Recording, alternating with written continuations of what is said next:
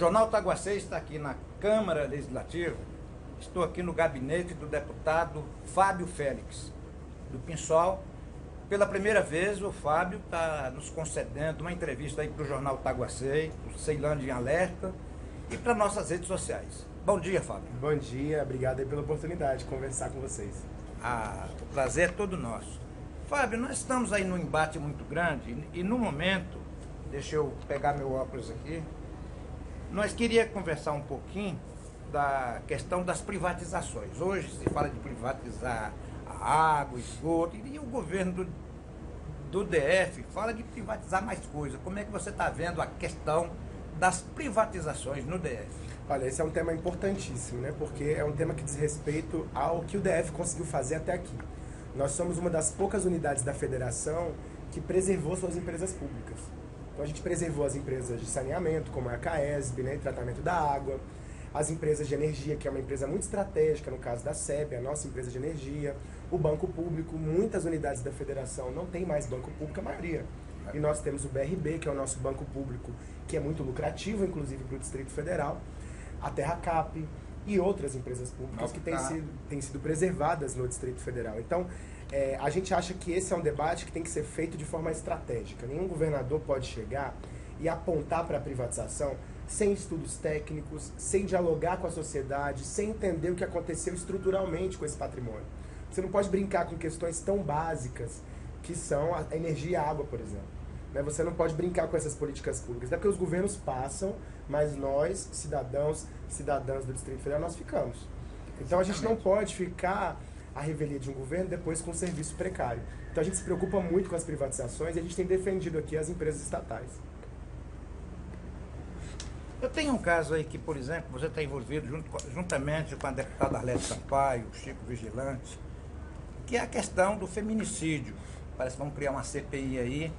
E o feminicídio nos últimos anos aumentou bastante. Hoje faz medo. Eu sou casado, tenho 4 filhas mulheres e a gente fica nesse assombro. E vocês estão preparando uma CPI para esse sentido. Como é que vocês estão analisando? Nós estamos lutando muito para essa CPI nascer. Primeiro que a gente já tem as assinaturas. 21 parlamentares assinaram para a CPI ser instaurada. Maravilha. Então vai ser instaurada. O prazo, nós estamos lutando para ser instaurada, porque mesmo com as assinaturas, os prazos já todos estão decorridos e mesmo assim a CPI não foi instaurada. Então esse é um problema, porque a CPI deve ser nomeada, ela deve funcionar e da melhor forma para a população do Distrito Federal. E a gente hoje, infelizmente, não tem essa CPI em funcionamento. Como você falou, já são 26 feminicídios comprovados. Esse ano? Esse ano. Quer dizer, é uma epidemia, é gravíssimo. As mulheres não têm segurança para andar nem na rua e nem em casa com seus companheiros. Então, ninguém sabe nem se isso é momento, se é problema de violência, se é de saúde, se é de psicopatia, de que acontece. É um fenômeno altamente complexo e que uma comissão parlamentar de inquérito ia ter as condições objetivas para fazer uma análise mais apurada desse fenômeno. Nós estamos lutando aqui na casa para que ela seja instaurada. Vai ser um exemplo que a casa vai dar para o Distrito Federal. Uma casa que muitas vezes leva muitos ataques da população, a população com razão questiona o papel do Poder Legislativo, agora ela pode dar uma resposta mais dura para um fenômeno como é o caso do feminicídio. Com certeza. Fábio, eu queria perguntar uma coisa para você, né? Que você está aí há 10 meses, 9 meses, você assumiu em fevereiro? 10 meses, é janeiro, na verdade, 1º de janeiro. 10 meses de mandato. E como é que está sendo o seu trabalho? Como é que está sendo as suas progressões aí para as emendas que você está preparando aí para o Distrito Federal? Porque estão muitas pessoas que pedem emendas para as cidades, que falta tudo. Não, primeiro tem sido uma experiência, acho que muito interessante estar nesse espaço. Eu vim do movimento social. Então sempre fui ativista, sempre participei dos movimentos sociais e sempre trabalhamos para pressionar essa casa para se conectar mais com a população. Então o nosso mandato tem sido um mandato muito aberto, de diálogo. Inclusive vamos fazer na próxima semana uma plenária na Ceilândia de prestação de contas do nosso mandato. Me avisa lá, na Ceilândia. Vai ser agora no próximo sábado, né, dia 19 às 15 horas. Vou te entregar um convite para você ir também participar com a gente. Vai ser uma plenária para dialogar, apresentar nossa agenda, nossa pauta, porque a gente quer mudar um pouco essa lógica de distanciamento que os gabinetes, os mandatos têm da população. Os gabinetes têm que ser espaços abertos de diálogo permanente com o povo, e a gente tem trabalhado nessa perspectiva. As emendas parlamentares, que para nós é algo importante, a gente vai ter cerca de 19 milhões de designação de emendas para o ano que vem, para 2020. A gente está pensando... Para todas as áreas. Para todas as áreas. E a gente está pensando bem como vai fazer essa designação. Primeiro, nós abrimos 2 editais, que a gente está chamando de Realize. Primeiro, para dar transparência para o processo de escolha das emendas. Precisa de ter transparência no serviço público. Exatamente. A gente quer dar essa transparência. O edital é para que, na área da cultura e na área da educação, para o PEDAF, né, cheguem projetos das escolas e dos ativistas, produtores culturais, para a gente poder, com uma banca, definir quem vai receber o recurso. Então isso vai dar muito mais lisura para o processo de definição do tema. Então acho que, e da questão da emenda parlamentar. Vai ser uma experiência piloto que nós vamos fazer ano que vem, e a tendência é que a gente possa ampliar para os anos seguintes. E para as outras áreas também a gente vai abrir um formulário público de inscrição para os pedidos de emendas, pedidos de projetos, para depois uma banca, um grupo de trabalho que a gente montou dentro do gabinete, deliberar sobre a designação dessas emendas. Então esse é um pouco o nosso trabalho. A gente sabe que tem algumas áreas mais prejudicadas, por exemplo, a cultura, a saúde, o esporte. Essas áreas que são mais prejudicadas, a gente quer dar mais atenção para os direitos humanos. Principalmente você falando de ir na Ceilândia, a Ceilândia é uma cidade muito grande. O nível cultural de Ceilândia é muito grande. Lá você começa da questão do forró, você começa a questão da Casa do Cantador, tem mais de 8 feiras. Né? É uma cultura gigantesca, né? E precisa desses apoios, Fábio. Podia estar junto com essas lideranças. Não, a gente está chamando, convidando essas lideranças para irem na nossa plenária, inclusive para a gente dialogar sobre as emendas parlamentares, para a gente pensar junto como é que a gente faz essa designação. Acho que Ceilândia é uma cidade, né, que é autônoma, é uma cidade hoje a maior do Distrito Federal, a maior, né, 500 mil de habitantes, tem vocação para ser uma grande... Tem a sua economia própria. Tem sua economia própria, então precisa de uma administração, de uma gestão que pense no desenvolvimento, na geração de emprego, né? Eu acho que precisa focar nessas questões, e às vezes eu acho que ainda falta muito para a gente caminhar nesse sentido na Ceilândia, e eu acho que todos os gestores do DF precisam se preocupar com isso, né? Com certeza, Fábio. Fábio, você está com 10 meses de mandato, e o governador também está com 10 meses de mandato.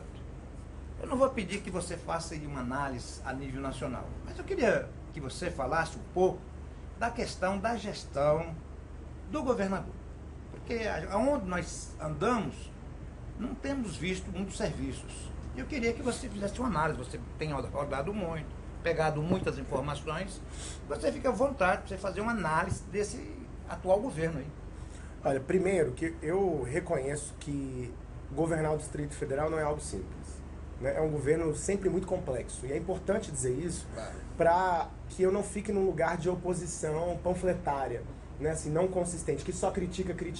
Então, assim, a gente tem que reconhecer que não é fácil. Os últimos 2 governadores não conseguiram se reeleger. Na verdade, os últimos 3, né?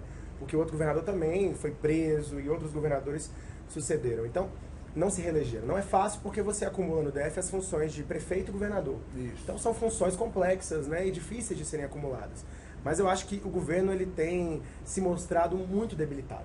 É um governo que não consegue atender às demandas de serviços das cidades, não conseguiu colocar as administrações para funcionar e atender às demandas imediatas das pessoas, mas também não tem conseguido pensar as políticas públicas estratégicas como educação, saúde, segurança pública. Essa semana o secretário de Segurança deu uma entrevista relativizando o aumento dos índices de criminalidade, relativizando até o aumento dos índices de feminicídio. Quer dizer, os gestores, o primeiro passo para os gestores é a honestidade política, intelectual. É reconhecer o tamanho dos problemas para que possa enfrentá-los da melhor forma. Então, acho que essa é uma questão grave. Então, eu acho que o governo não tem conseguido apresentar as respostas que a população precisa.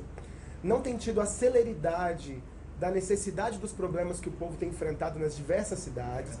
E, apesar de ter feito um discurso na campanha de nova política, de renovação, e ter feito compromisso com diferentes categorias e segmentos sociais, mudou de posição sobre a maioria dos temas. Eu acho que isso é muito ruim para a democracia.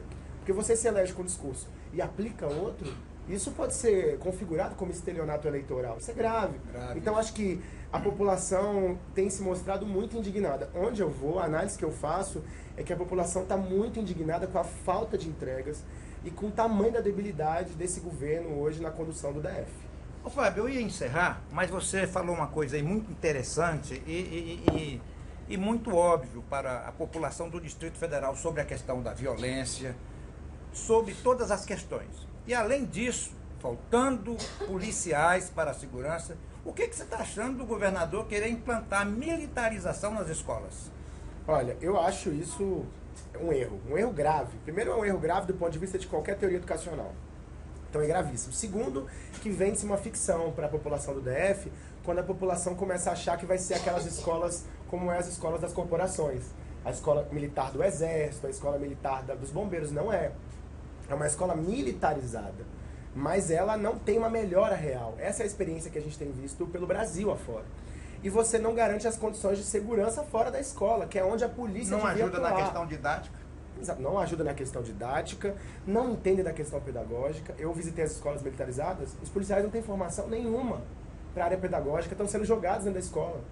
Isso tem uma tendência a virar muito mais um problema do que solução para os problemas. Com certeza. Né? Inclusive, uma das escolas militarizadas teve um esfaqueamento na parte externa da escola. O que devia ser a solução era ampliar o batalhão escolar, que hoje tem menos de 200 policiais militares, já chegou a ter mais de 1.000. Hoje tem menos de 200 e está absolutamente precarizado.